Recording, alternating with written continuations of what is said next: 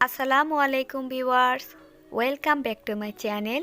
আজকে আপনাদের সাথে শেয়ার করব সরিষা ফুলের পাকোড়া রেসিপি। বাজারে এই সময়টাতে প্রচুর পরিমাণে সরিষার ফুল পাওয়া যায়। খুব কম সময়ে সরিষা ফুলের এই পাকোড়াটি তৈরি করে নেওয়া যায়, আর খেতেও হয় ভীষণ মজার।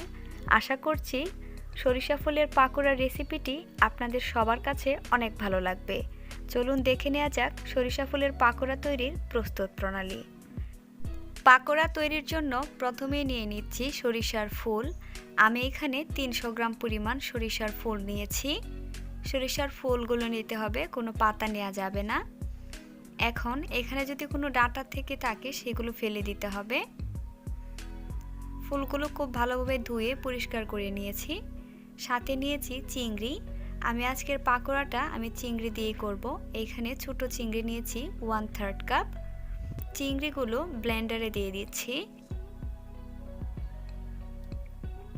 ব্লেন্ডারে দিয়ে সাথে দিয়ে দিচ্ছি 1 টুকরো আদা। চিংড়ি এবং আদা খুব ভালোভাবে ব্লেন্ড করে নিব।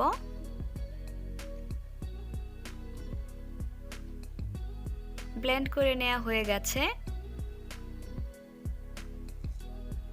দেখতেই পাচ্ছেন কিরকম হয়েছে। সাথে নিয়ে নিচ্ছি পেঁয়াজ। আমি এখানে 1/4 কাপ পেঁয়াজ নিয়েছি। ধনিয়া পাতা কুচি 2 টেবিল চামচ এবং সাথে নিয়েছি কাঁচামরিচ কুচি। একটা বাটিতে সবগুলো উপকরণ নিয়ে নিচ্ছি। পেঁয়াজ, মরিচ এবং ধনিয়া পাতাগুলো একটা বাটিতে নিয়ে নিলাম। লবণ দিয়ে দিচ্ছি পরিমাণ মতো। ধনিয়ার গুঁড়া আধা চা চামচ, হলুদ গুঁড়া দিয়ে দিচ্ছি আধা চা চামচ এবং মরিচের গুঁড়া দিয়ে দিচ্ছি আধা চা চামচ। সবগুলো মশলা খুব ভালোভাবে মিশিয়ে নিব।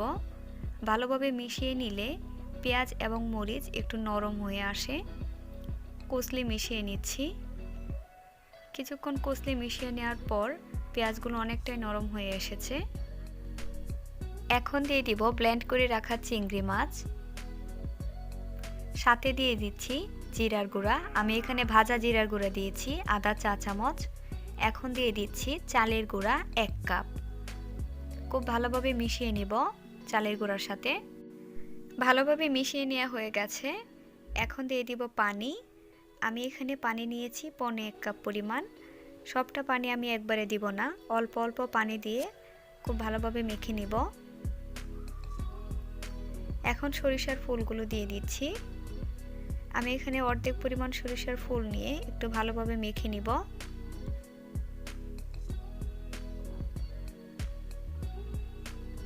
এখন বাকি সরিষার ফুলগুলো দিয়ে দিচ্ছি। খুব ভালোভাবে মিশিয়ে নিচ্ছি। একটু কষলে কষলে মিশিয়ে নিতে হবে। একটু সময় নিয়ে মেখে নিলে সরিষা ফুলের পরিমাণটাও অনেকটা কমে আসে আর খেতেও অনেকটা মজার হয়। আমি আজকে চিংড়ি মাছ দিয়ে পাকোড়াটা তৈরি করে নিয়েছি। আপনারা চাইলে মসুরের ডাল বাটা দিয়েও পাকোড়াটা তৈরি করে নিতে পারবেন। আমি অল্প পরিমাণে নিয়ে দেখছি ভালোভাবে হয়েছে কিনা। পাকোড়ার শেপ খুব একটা ভালো আসেনি, কারণ সরিষার ফুলগুলো ভালোভাবে নরম হয়নি। আমি আরও কিছুক্ষণ কষলে নিব। ভালোভাবে কষলে নিলে সরিষার ফুল নরম হয়ে আসে, সেই সাথে খেতেও অনেক মজার হয়। এখন পারফেক্টভাবে হয়েছে।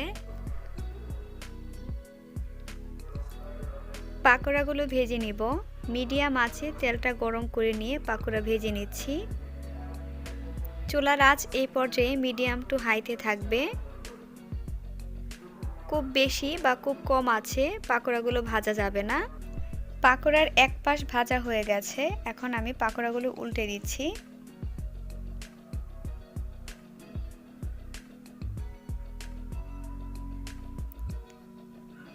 একইভাবে আমি পাকোড়ার 2 পাশগুলো ভেজে নিচ্ছি।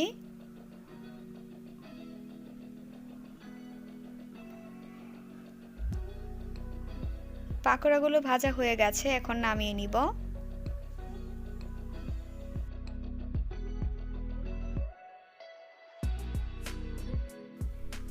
একইভাবে আমি বাকি পাকোড়াগুলো ভেজে নিচ্ছি। চুলার আঁচ লো বা হাই হিটে রাখা যাবে না, মিডিয়ামে রাখতে হবে। চুলার আঁচ বেশি থাকলে উপর থেকে কালার চলে আসবে, কিন্তু ভিতরে পারফেক্টভাবে হবে না। আর চুলার আঁচ যদি বেশি কম থাকে সেক্ষেত্রে পাকোড়ার ভিতর তেল ঢুকে যায় আর তেল চিটচিটে হয়ে যায়। চেষ্টা করবেন মিডিয়াম টু হাইতে পাকোড়াগুলো ভেজে নেওয়ার জন্য। সবগুলো পাকোড়া ভেজে নেওয়া হয়ে গেছে, এখন আমি নামিয়ে নিচ্ছি। দেখতেই পাচ্ছেন পাকোড়াগুলো দেখতে কতটা সুন্দর লাগছে। পাকোড়াগুলো দেখতে যতটা সুন্দর, খেতেও ততটাই মজার হয়েছে। ভিতরটা দেখতেই পাচ্ছেন কত সুন্দরভাবে কুক হয়েছে।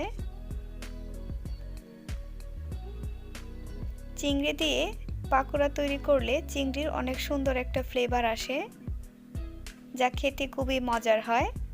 আশা করছি আজকের এই সরিষা ফুলের পাকোড়ার রেসিপিটি আপনাদের সবার কাছে অনেক ভালো লেগেছে। ভালো লেগে থাকলে অবশ্যই বাসায় ট্রাই করবেন এবং কমেন্ট করে জানাবেন কেমন হলো। ভিডিওটি দেখার জন্য আপনাদের সবাইকে অসংখ্য ধন্যবাদ।